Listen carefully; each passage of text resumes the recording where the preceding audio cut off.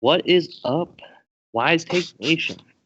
God, this pre-show conversation has got me all kinds of different ways right now. We're not going to mention that, though, because what we just said is some things that no one should ever hear. Welcome, everyone, to the PGA DFS live stream for the Wise Take Nation. Everyone joining us on YouTube, make sure you hit the like button, give us a follow, turn on notifications and everything so you know when we are going live. For those of you who don't know, I am BrewMedic47, and with me, as always, is the Shocky. What's up, Shocky? Oh, well, aside from that conversation, Yep. It's going... Actually, that conversation was fun anyway, so it's going well. Yeah. If I blank out this past weekend, it's going well. I feel like you're sequestered in like the corner of like a cabin, on like a lake somewhere. Yeah, I love to live fancy. It's better than... It's good. I like this corner. This is a good corner. It's a good corner. It looks good. All right, so welcome everyone to the stream this week for the WGC Mexico Championship from Club de Golf Chapultepec. Is that how you pronounce it? I didn't try. Yeah, that's why I had it all teed up. And to listen to like 18 different people say it to make sure I was saying it right. But Club de Golf Chapultepec. So we're in Mexico this week. Very exciting. We're also at Elevation, Mexico City. 6-3 Rangers. Zibanejad.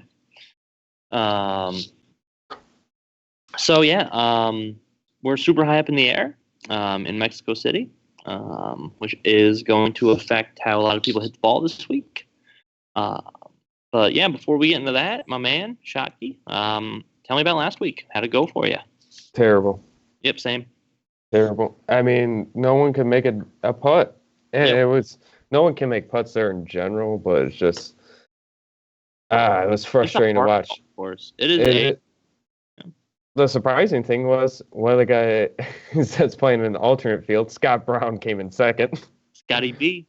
But no, the funniest thing, if I had only one fun thing that came out of the weekend, was watching Ryan Palmer hit 6 bunker shots and shooting a 9 on a par 3. It went up the bunker, went down the bunker, went up the bunker, went down the bunker.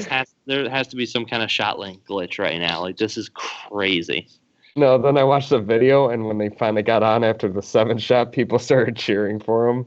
Like, there's no worse feeling when people cheer for you after you take 7 shots from one place. Yep, I've been there. Minus the cheering.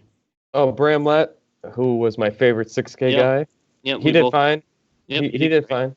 Well, he made the cut. 6,100, he just made a cut. He shot over par Thursday and Sunday, but shot under par Friday, Saturday. But yeah, I mean, he beat out Justin Thomas. Yeah, and Bubba Watson. And Tiger Woods. Yep. And a bunch of people. Kevin Na couldn't make a putt. Best putter in the field coming to this event. Couldn't make putts. Couldn't hit his approach shots, which he was amazing at the past few events. Just had a terrible weekend all around. As my high exposure guys have been coming in good and played well here, just did terrible. Yeah, it was another. I needed Kuchar to win. I had Kuchar in cash. He was in my cash lineup, and if he had won, I would have cashed, even with a 4 of 6. But he did not. I wasn't expecting him to. I was amazed he was winning after the end of the second day. I was amazed that he shot 3 strokes above the second place guy after the first day. Yeah, he was hitting the ball well. But yeah, I mean, DJ did okay. Morikawa, just keep fucking playing Morikawa. Like, just keep playing. It's like he started off terrible, then had a hot start, then just went mediocre the rest of the way. But yep. But Paul Casey, can you have one Sunday where you just don't just tank it? Like, Paul Casey just plays good golf. He's in the top 15, has contention. Past 2 Sundays, you know what he shot? If you combine the rounds? Probably like plus 18. 13 over. 13 over. Plus, in the 2 Sundays, top 15 and going into Sunday and just tanks it. Oh, Buchnevich and Kreider assisted on Zibanejad. Yeah, I know. So you got a couple 3-point bonuses in there for you. Yeah, I didn't play that. But yeah, Paul Casey. If I could just say don't play Paul Casey on Sundays, but how can you play so well for 3 days and then the Pro-Am was different because of the wind, but last weekend. Yeah. But it's like, but this is a different week, and hopefully he can fix it. Yeah. Yeah, I mean, again, Casey is, he just has that one bad day. If he can figure it out, he's going to start doing really, really well. But yeah, so we'll get into this week. For those of you who are looking for a cash article, there is not one this week. This is not a week to play cash, in my opinion. You can enter your lineups into cash lineups, but I don't think you can really build a true cash game lineup with this event. It's a small field. There's 72 golfers in the field, so we have about less than half the size of a normal tournament. It's also no cut, so everyone plays 4 rounds. And this week is pure variance. Like, at one point during this week, you're going to be winning a shit ton of money, and then by the end, you could be winning nothing.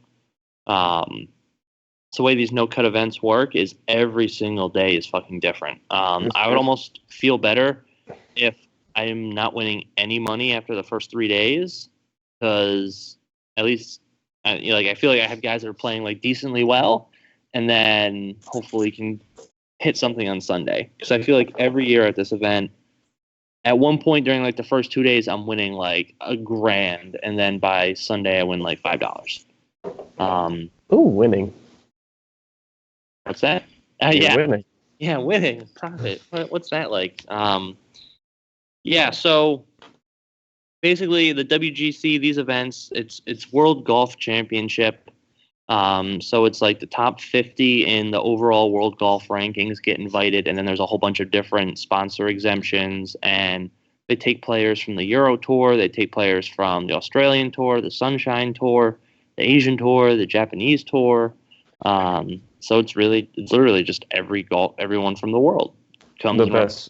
The best from those tours. Well, the want to play.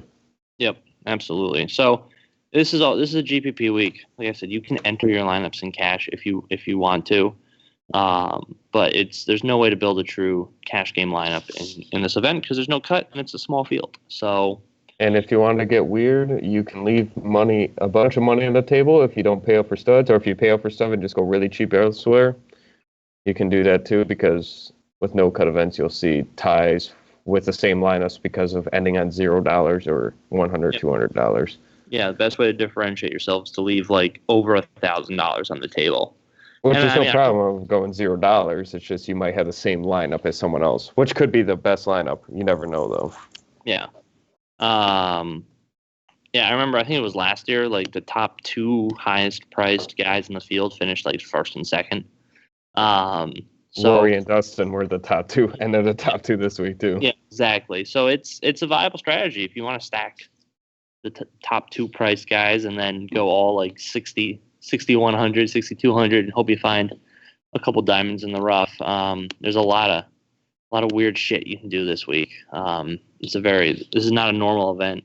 But it's cool because we have the Honda next week, which is awesome, which is like the 7th major. You can't just keep adding majors. Yes, I will. I certainly will for the big events.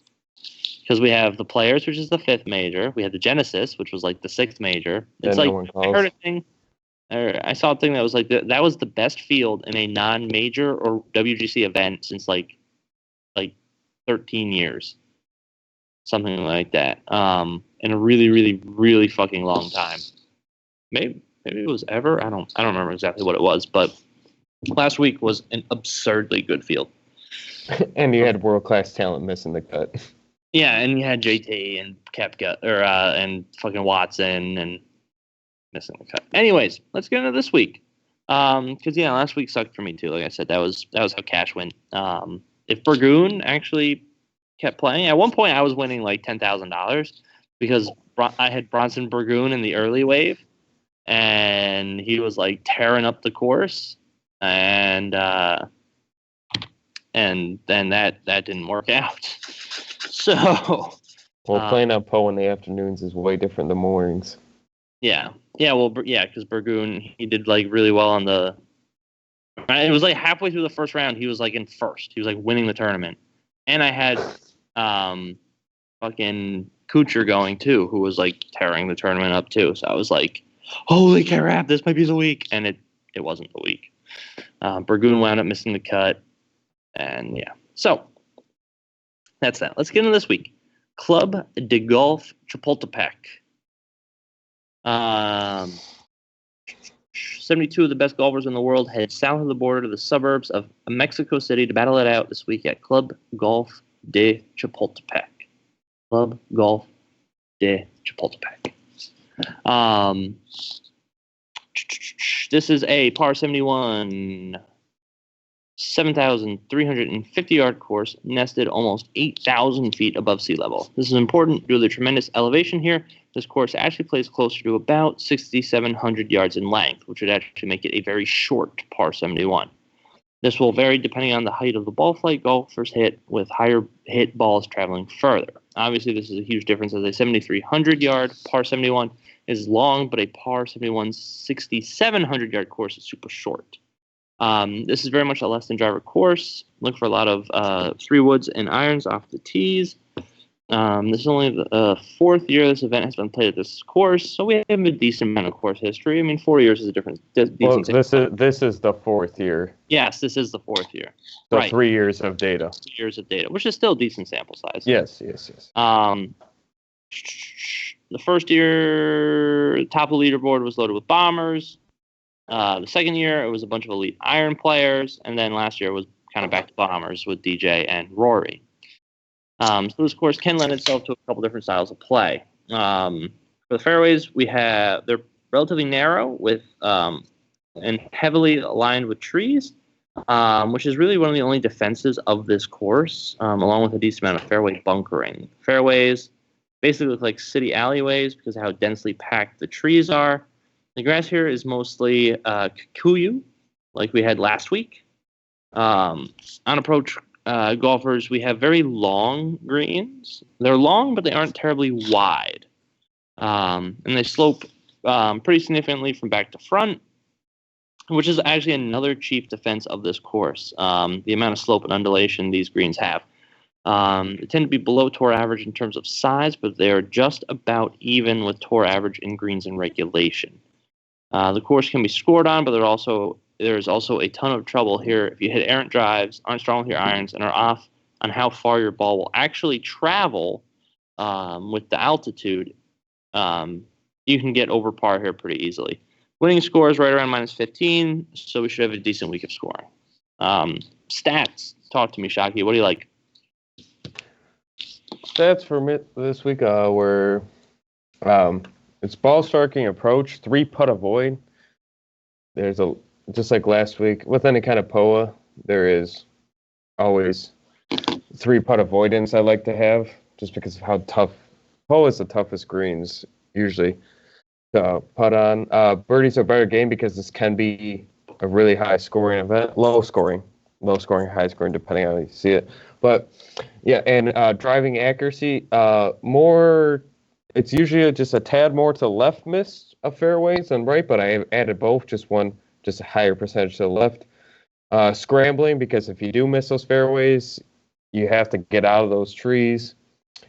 But mostly accuracy. Accuracy is key here. You don't want to get yourself in trouble, not because of any water or anything like that, just because of those trees.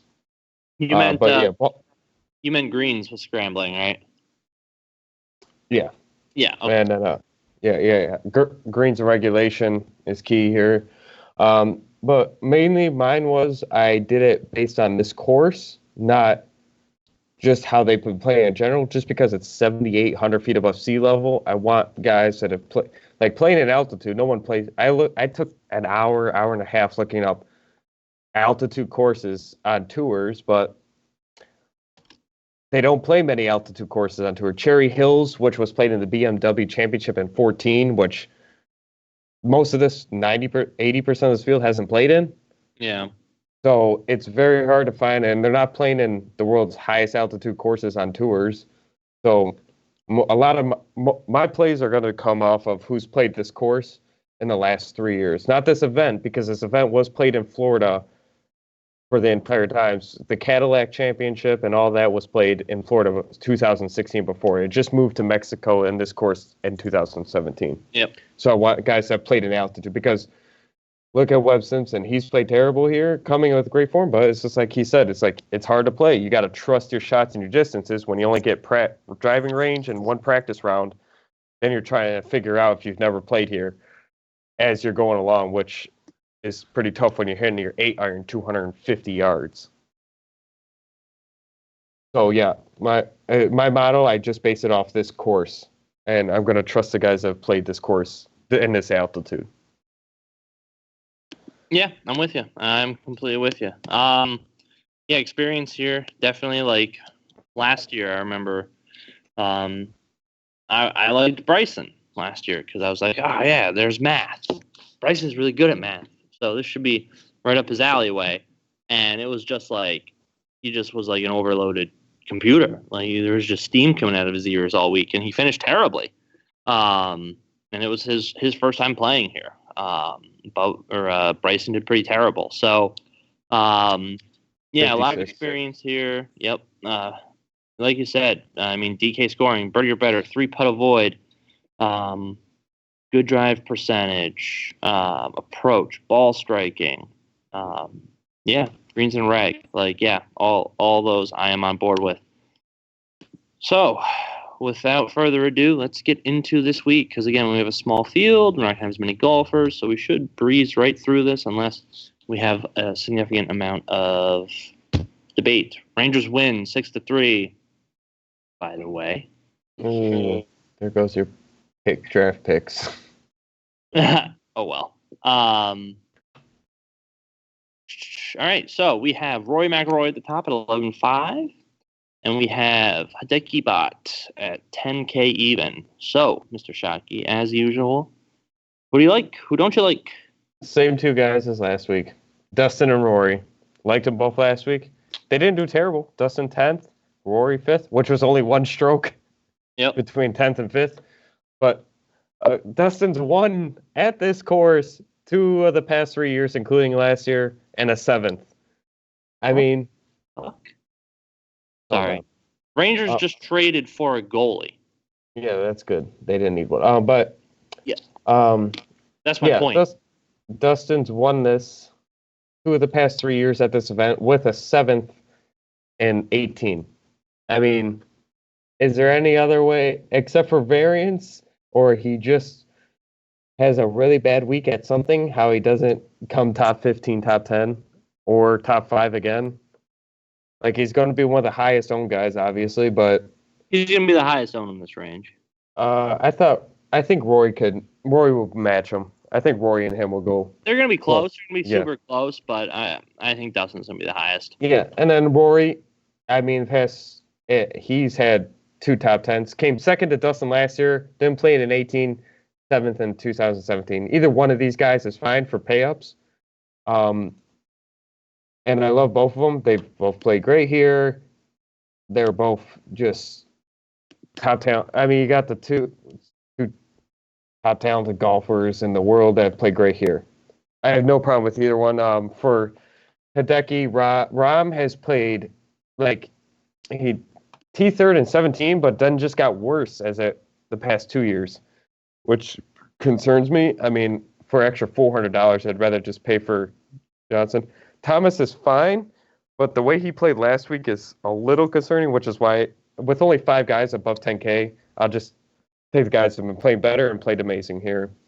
And then Hideki, with no T25, a DNS, and a T19 in the past 3 years here, it's just for 10,000. I would like to see at least one top 10 here for that price. So it's just Dustin and Rory.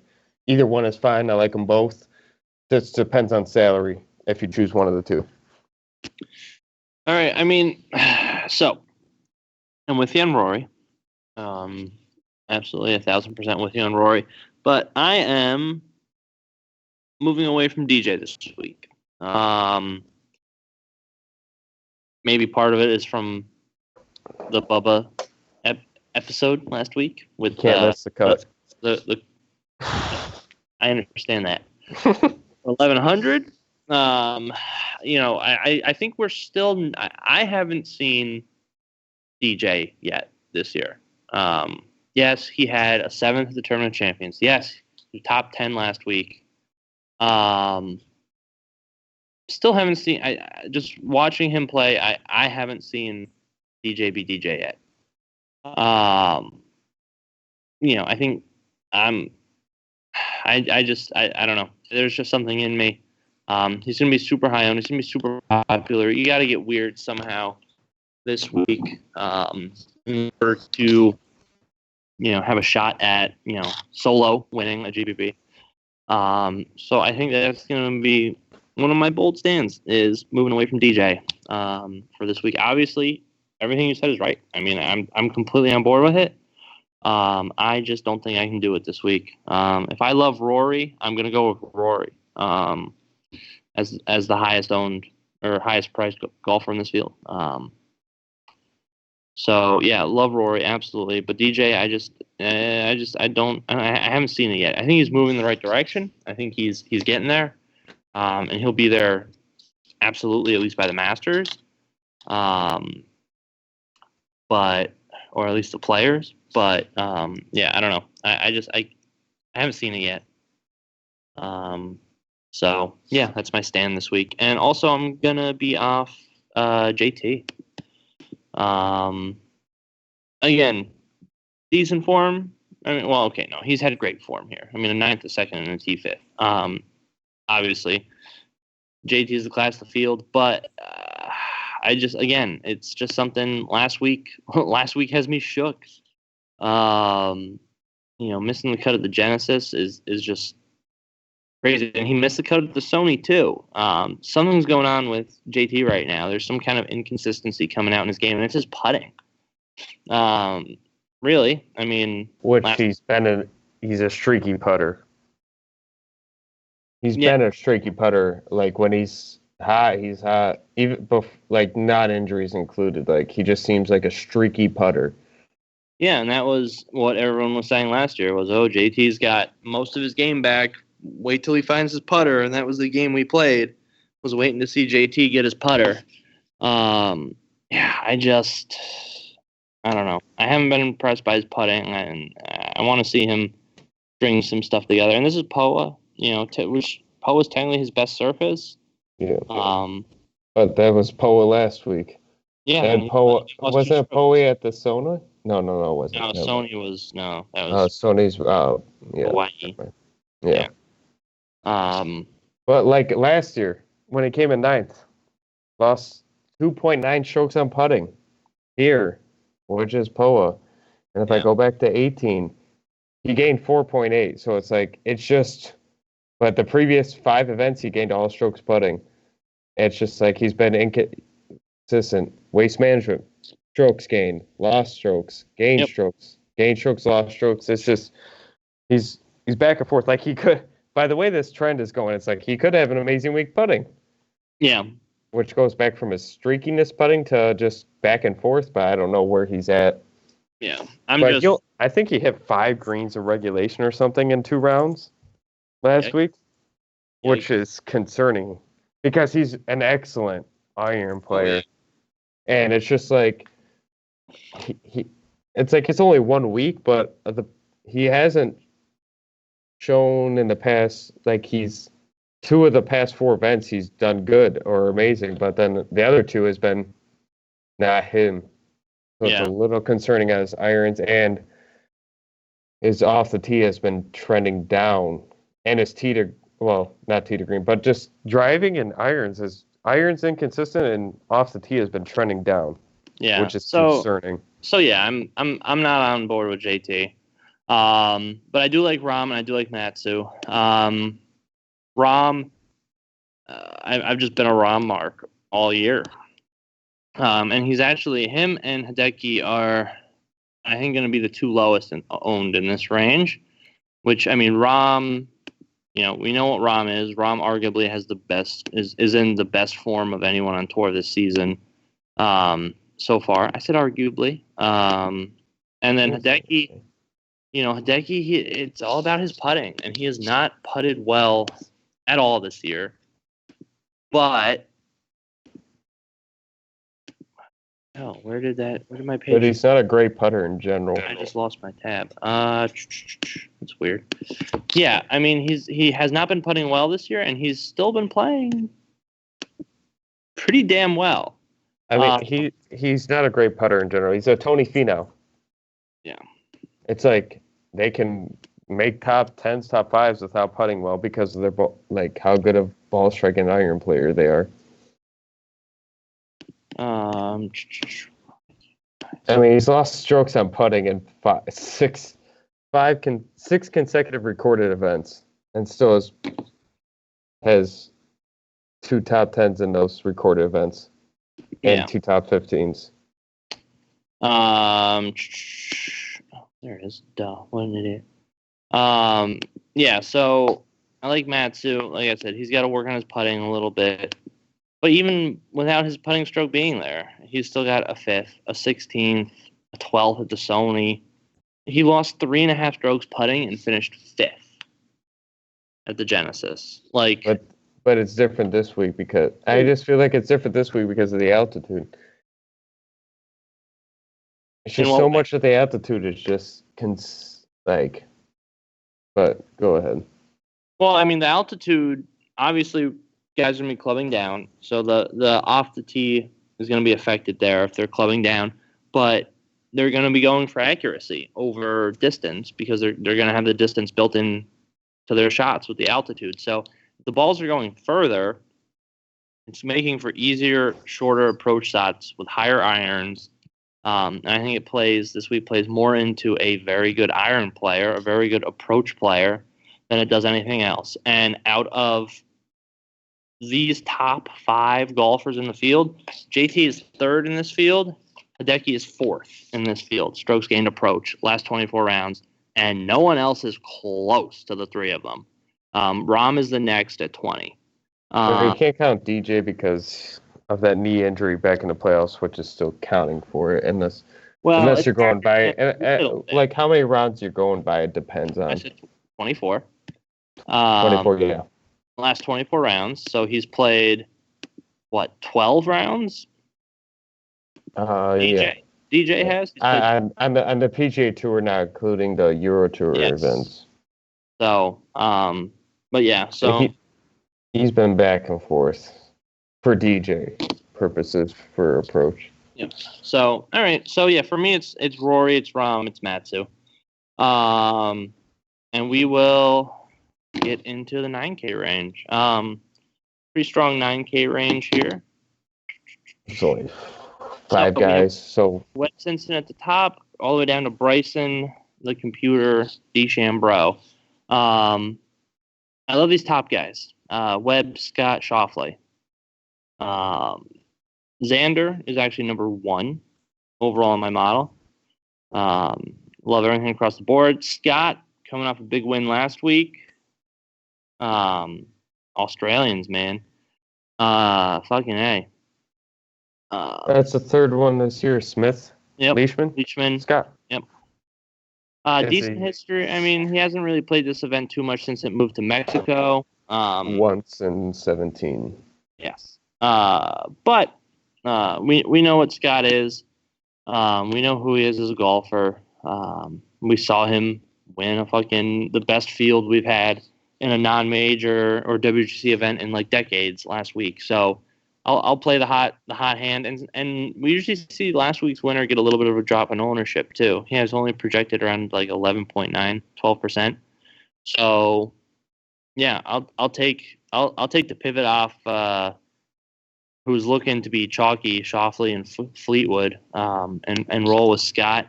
He's he's putting with the long putter. He's cheating, with that fucking broomstick. But hey, it's working for him. So, and then Webb, I I mean, I'm just a Webb mark. I really like Webb. He's 4th overall in my model. Great on approach, great birdie or better, great scorer. Great 3-putt avoidance. So, yeah, Simpson, Scott, and Schauffele up here for me.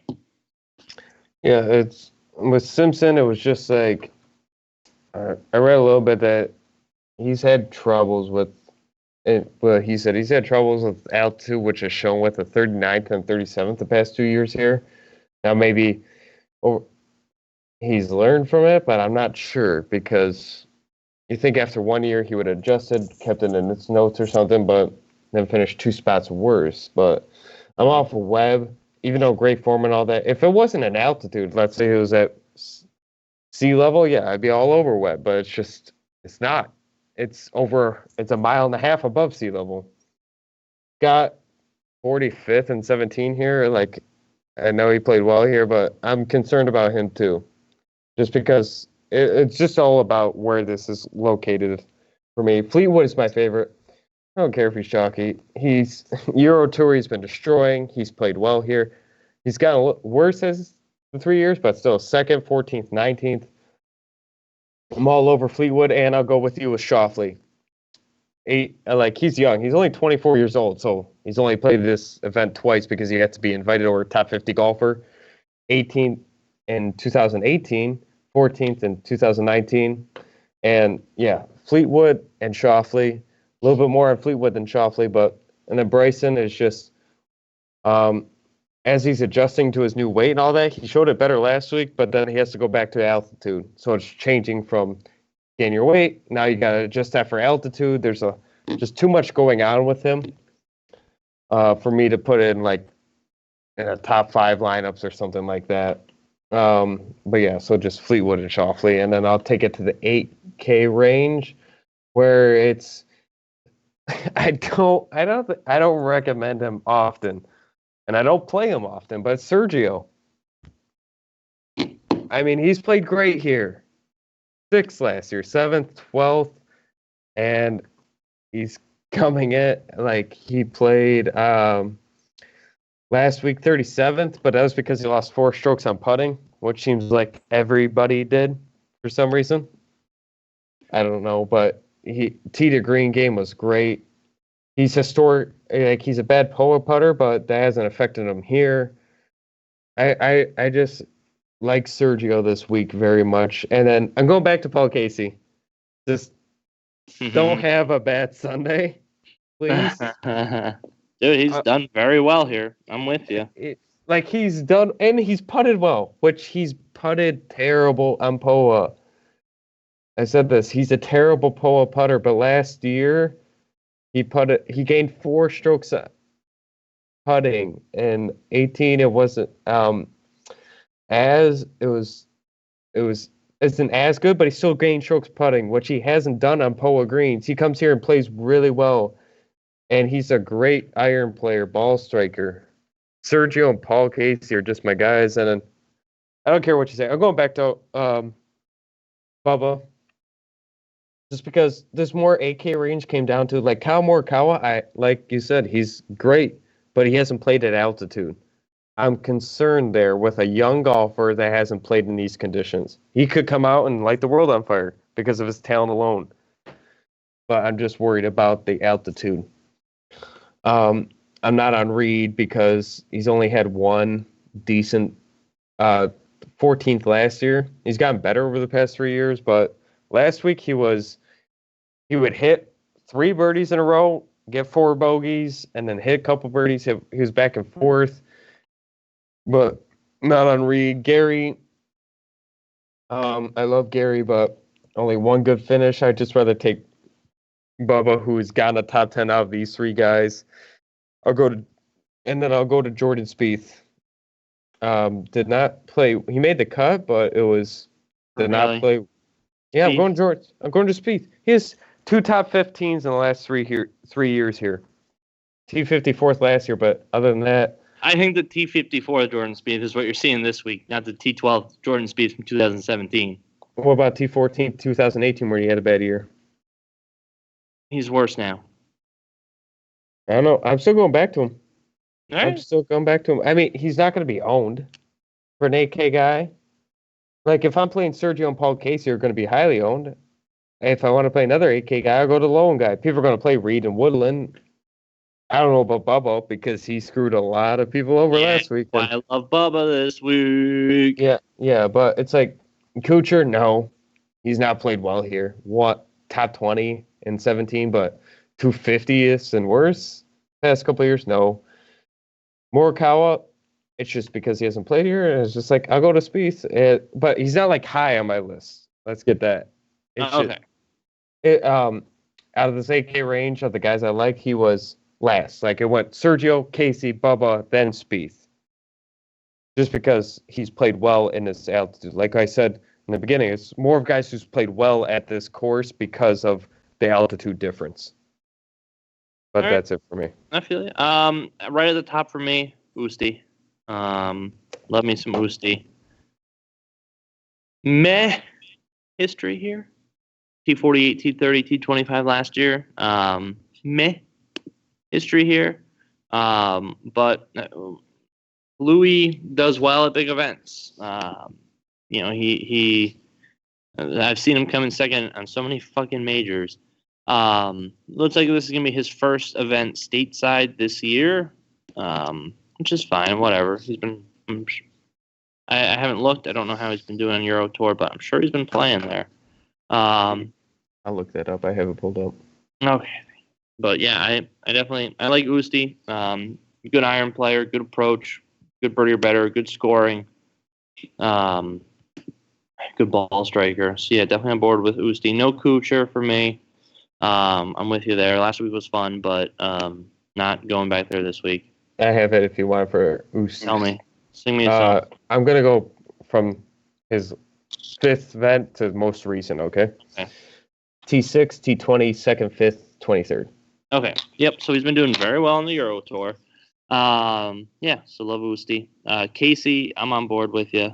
I'll get back on board with him. He's 12th overall in my model. Usti's 10th. Everything you said and more. No Sergio for me. I'm not on board with you with Sergio. Sergio, man, he's broken. Sergio is broken. He did decent at this event last year. Decent at the Honda. Have you seen his Euro Tour results, though? Miscut at the Masters. Decent at the Wells Fargo. Miscut, 52nd, 67th, 40th, miscut, 60, 33, 53. But this year, have you seen him this year? Tell me. He was T37th last week. Yep. But I'll go from just like Usti, 6th, 8th, 23rd, 6th on the Euro Tour before that. So he's coming in way better than he has in the past. This is not a get well spot for someone whose game is broke, who is in repair. We'll say his game is in repair. 3 top 10s in his past 5 events. This is not. Yeah, he's still working. Yeah, and then what was last week? 7th. Let me look up where he did bad on. This is not a spot where you want someone who is trying to fix their game. This is not the place you want to do that. This is not a place you want to do. Okay. I mean, that's just my take. That's just where I am. We'll let our viewers decide what they want to do or not. But no Sergio for me. Morikawa. I love Morikawa. He's second in my GPP model, first in this field in strokes gained approach. But that ownership is going to be very difficult to swallow in a small field, got to get weird somewhere event such as this one. He is most likely going to be the highest owned golfer of this week. Over Rory and Dustin? Yes, absolutely. At 8,500, abso-fucking-lutely. Without playing here? Yes. Yep. Dude, he hasn't played any of these courses, and But this is different because I understand the altitude is different. I get that. That's why if I play 3 lineups this week, I'm going to play him on 1. I'm going to be underexposed to him. He is going to be the highest owned golfer of this week. What do you have as projected as? Just curious. Like 25 to 30%. Okay. I feel like Casey and Sergio would come in higher than that. No, absolutely. No one's going to play Sergio. And Casey, meh. But we'll see. These are just my opinions. These are just my thoughts. I could be wrong. I think Usti is going to be pretty low owned. Yeah, definitely Oos. But yeah, I think at that projected ownership, it's gonna be hard. I'm gonna have one because I'm gonna have him somewhere because I love the kid. He's a stud, but like you said, I very much agree with you. I can very easily see a path where the height, the altitude is gonna fuck up his approach shots, and if his approach game goes away or gets damaged in any way, we're gonna see what kind of golfer he is the rest of the time. So. And he hasn't been a good putter. Young guy. Mm-hmm. So that's the problem with these young guys. They aren't good putting. And if his approach game leaves him, the putting is not going to save him. Yeah. So that's where I'm at Morikawa. No Reed for me. He's on the cusp. I was but it's a small field event. I don't want to play these, I don't want to really play these fringe guys. So no Reed. Woodland, yeah, I'm back on Woodland. I like Woodland. He's 11th in my GPP model. Nothing overly terrible whatsoever, just very solid numbers across the board, and he's cheap. So I like Woodland. Watson, Watson, this is a great spot to get back on board with Bubba because he screwed so many people last week. No one is going to want to play him. And he just had his worst putting week. Yeah, absolutely. That's all it was. It was putting. Decent history here. T9th and 18, T27, T38. He fucking loved the course this event used to be played at, though. Well, everybody did. Well, yeah. A lot of these guys did. Yeah. So Adam Scott did. Exactly. So, yeah, I like going back to Bubba. He's, again, on the cusp with Patrick Reed in my model, but again, I think the ownership there, or the lack of ownership there, is going to be too good to turn down. Leishman, I want to like, but he has just done nothing here. His course history here is awful. So no Leash and no Spieth because he sucks and he's dumb. Matthew Fitzpatrick. He was interesting. He was like, it was either him or Spieth. I just like Spieth's history better. I like Matthew Fitzpatrick's overall current form better than Spieth. I understand that. And Fitzpatrick has played okay here. T16, T30, T27. Nothing too outstanding, but nothing terrible. I'll get us into the 7K range. Not much in here for me. Wait. Just real quick. Yes. So for the weather, I did look up the winds. It was 10 to 15, 20-ish through 10 to 20 Thursday, 10 to 15-ish Friday, and then 5 to 10 Saturday, Sunday. So it dies down as the weekend goes on as only one really bad day. So just to make sure there was, and no rain. So, which usually doesn't, I don't remember rain. Yeah. So I just want to we didn't mention that. I just want to mention that. All right. Hold on. I'm at work. Might have to go on a call. Hold on. Okay. Well, I'll take us in this. All right. What? I got to go. Okay. All right. You got to go? Yep. Okay. Take it easy, brother. Have fun. Yep. Good luck, everyone. Bye. I'll go through my 7K range. It's going to go pretty quick here, but I have at the top of it, it will be starting with it's Answer at 7,900, going all the way down to Kokrak at 7,000. The guys I'm on is Cabrera Bello. Last 3 years here, that 38th and 17th, T3rd, T19th last year. I like his price for the upside he has shown. Comes in with weird form with 2 missed cuts, a T56 and 2 top 25s. But he has been one of the better putters at this event in the last 3 years, though, which can change your weekend if you're not hitting the ball well, but you can putt. I think he can get another top 25 at 7,600 for mid-price is fine with me. Tyrell Hatton's an interesting case right here with 19th, 3rd, and 10th. But he hasn't played since an event since late October, the 30th of October. I don't know where his game is, but he's played so great here. I want some of him just because of his history here. Molinari has played terrible at He's 7,100, missed 3 straight cuts, but has made 3 straight top 25s here. In the past 2 years, he hasn't played as bad, but he's played bad. He's missed a couple cuts or a 40th or something. But at 7,100 for his talent, around this range, for that low 7K range, I'll take a stab at him here, knowing that he's not going to be owned at all, under 5% for how he's been playing. Kevin Kisner, at 7,200, his last 3 years here, 11th, 29th, and 27th last year. He comes in with 4 of his last 5 cuts made, with a top 25, a top 10, a top 5, and a T38 at his last event at the Pro-Am. 20th in the model I made for this course, but he's excelled at scrambling approach when he's played at this course, and putting.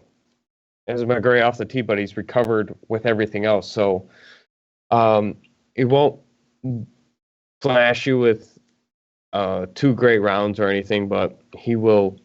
If he plays solid the whole weekend, he could get you in the top 20 for 7,200. I don't mind. Brant Snedeker played this in 2017, which is the only time he played this, with a T7th. Not playing it much, has only played it once, but with a good finish, showed that the altitude didn't affect him that much. He gained strokes in all categories that year as well. Comes in with 2 straight missed cuts, but before that with a T30 and T12. So he has been back and forth lately. And then Brandon Grace, couldn't find all the guys I love that much in Summoner age, but he's 32nd, 33rd last year. Not high on my list, but multi-entry guy that has played decent here. Filler spot most of all. Going down to the 6K range, starting off at the top at 6,900 is Lee Westwood, all the way down to Zach Murray at 6,000. And I like Lee Westwood. This 6K range was mostly guys that have played here and at this course, and Lee Westwood's the only one that played here twice, which was last year in 17. In 17, he finished T28th and T33rd last year, which with those 2 finishes I like because of 6,900. If he gets you in the top 30, he allows you to pay up for some guys that are better golfers. He's older, but in his Euro Tour, he's made 4 of his last 5 cuts. He's won an event in the last 5 events on the Euro Tour with a T6 as well. So he has played well even in his older days, but I still like him. Then I'll go all the way down at 6,100. Jorge Campello. He's doesn't play on the PGA Tour much. He comes set to these majors though with since 2018 he's played 2 PGA championships, 2 Open championships, and 3 World Golf Classics. With those Open and PGA championships, they were cut events, but out of the World Golf Championships, his best finish was here in 18 with a 27th. He gained strokes in that event in off the tee approach and putting. He missed his last 2 cuts on the Euro Tour, but also had 2 top 25s and a T34 before that. 100 off minimum price. Played here before with a good finish for his price. I will take a shot on him, and I like him to especially get different, fit in some top end guys, and other things. And then last 2 guys here with Eric Van Rooyen, good Euro Tour, played here last year, only time with a T36. He did not gain strokes on putting or off the tee. Oh, he gained strokes putting and off the tee. His approach was a problem, but that was a 1-year anomaly, maybe. But he's play it, maybe change up some things this year, freshen his mind from last year. In his previous 4 Euro events, he's made 4 cuts with 2 top 25s. I'll take a stab on him in the 6K range. And then Matt Wallace, another year or two guy, doesn't play much PGA Tour, T33rd last year, lost 5.9 strokes on approach, but he gained strokes on putting and off the tee. A little bit same price, but I don't like him as much as Van Rooyen because of the approach numbers he did last year, and his recent form on the Euro Tour, which is 4 or 5 cuts, but his only good finish was a T28. I know you didn't get to see as much as Brew on these 7K. You didn't get to see Brew on his 7K, 6K guys. Well, hopefully the guys I listed will help you. I did try to look up as much as possible on the altitude events, but it was hard since they don't play altitude events that much. And I really, in my sense, it's just a completely different, because guys have said this, it's trusting your shot, knowing your game very well here for how much of a difference is at a normal event. But for a no-cut event, I'm just taking the guys who played here because of it. But for the Wise Take Nation, follow me at Clint Patricus and hit me up on Twitter, anything. I'll be there for you. Thank you for tuning in for this broadcast with Wise Take Nation, and peace out.